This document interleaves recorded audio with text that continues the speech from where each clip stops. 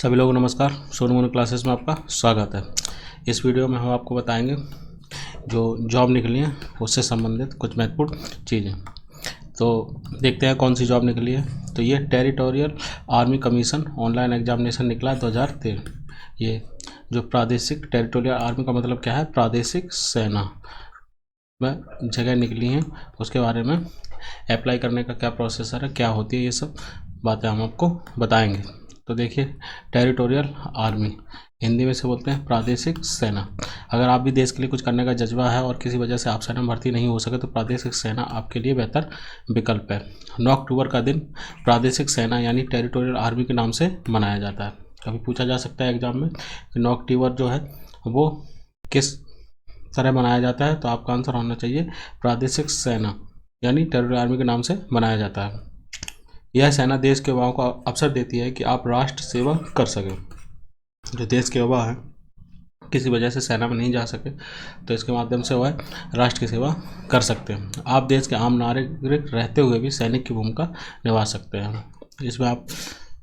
इसमें आप सम्मिलित होकर आप नागरिक भी रहेंगे और सैनिक भी कहलाए जा सकते हैं।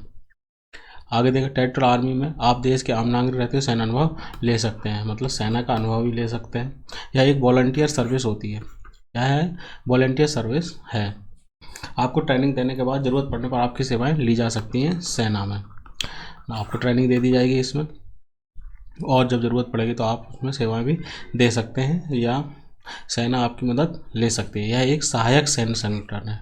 सहायक सैन्य संगठन टेरिटोरियल आर्मी जो है प्रादेशिक सेना एक सहायक सैन्य संगठन है सेना का। इसमें स्वयं सेवकों को कुछ दिन का प्रशिक्षण दिया जाता है। मेडिकल फिटनेस भी होता है इसमें। नियमों का केवल भारतीय पुरुषों और पूर्व सर्विस ऑफिसरों तक ही सीमित है।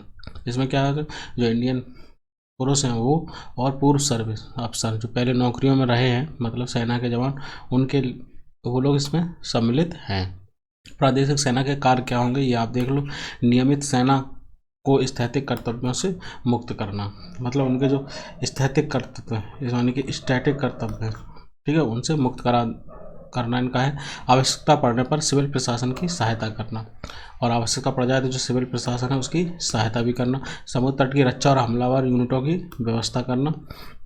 आवश्यकता होने पर नियमित सेना के लिए यूनिटों की व्यवस्था करना, ये इनके कार्य हैं। आगे इसी में और बता दें, जो टेरिटोरियल आर्मी क्या करती है, इसकी स्थापना कब हुई थी? 9 अक्टूबर 1949 को हुई थी। याद रखें, 9 अक्टूबर 1949, ठीक है। इस सेना में करीब 40,000 जवान शामिल हैं। जो ये सेना है इसमें कितने जवान शामिल हैं? 40,000। यह आर्मी युद्ध के समय पुलों और सामान आदि की रक्षा में काम करती है।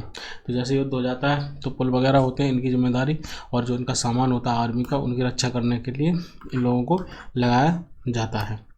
अब चलिए बताते हैं। अभी तक तो मैंने आपको बताया कि टेरिटोरियल आर्मी है क्या, उसके क्या कर्तव्य हैं, क्या कार्य हैं, ठीक है ना, और कौन कौन उसमें पार्टिसिपेट कर सकता है।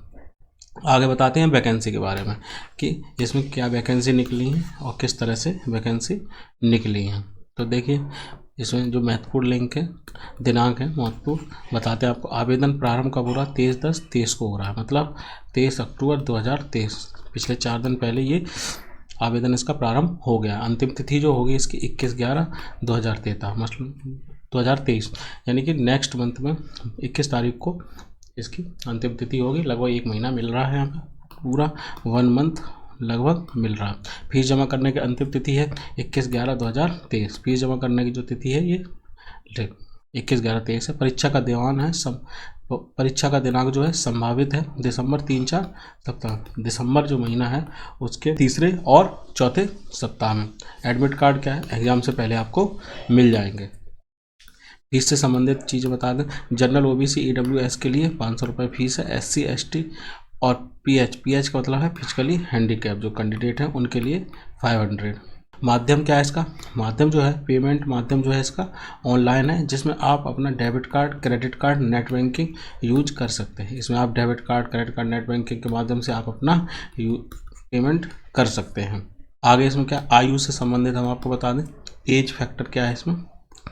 एज फैक्टर, तो आयु जो है कम से कम 18 वर्ष होनी चाहिए, अधिक से अधिक 42 ईयर्स होनी चाहिए, और आयु में छूट जो है वो क्या कहते हैं, नियमानुसार रहेगी, ठीक है। इसके लिए आप क्या करें, नोटिफिकेशन देख लें एक बार।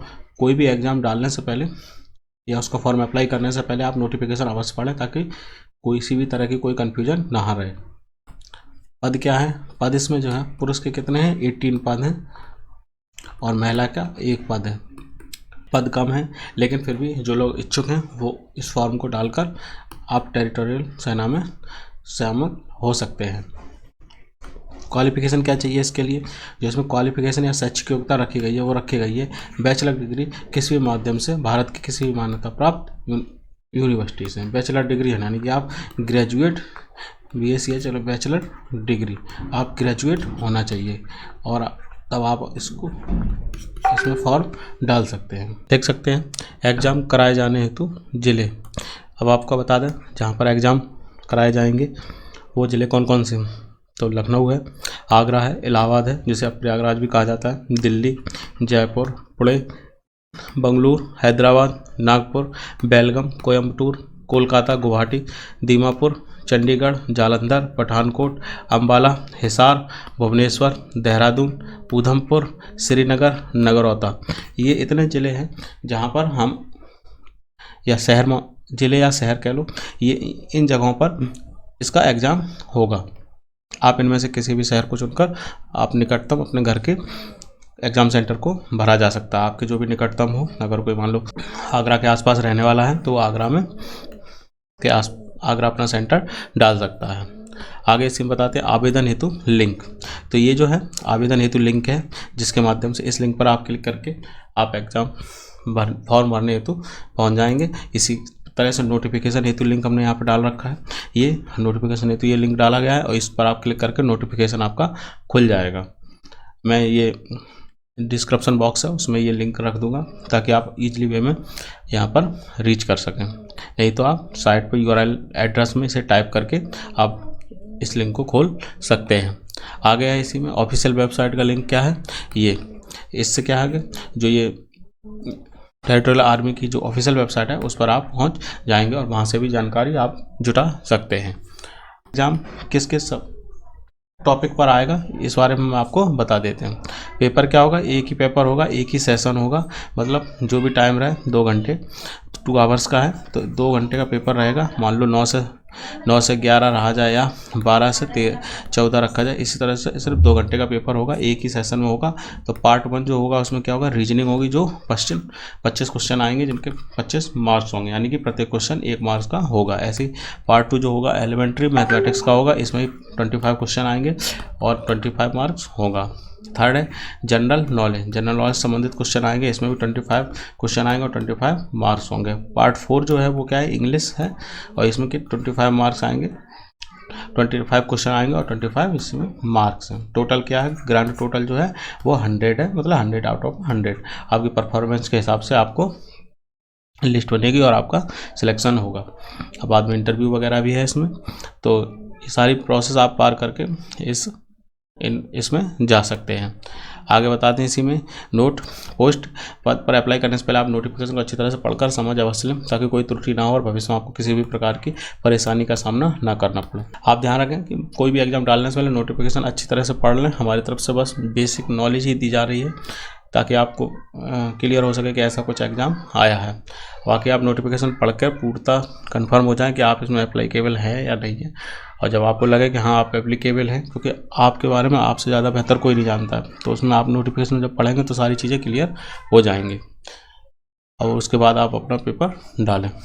तो thanks all of you. Job alert से संबंधित यह वीडियो यहीं पर समाप्त होता है। जल्दी हम आपको मिलते हैं नेक्स्ट वीडियो में।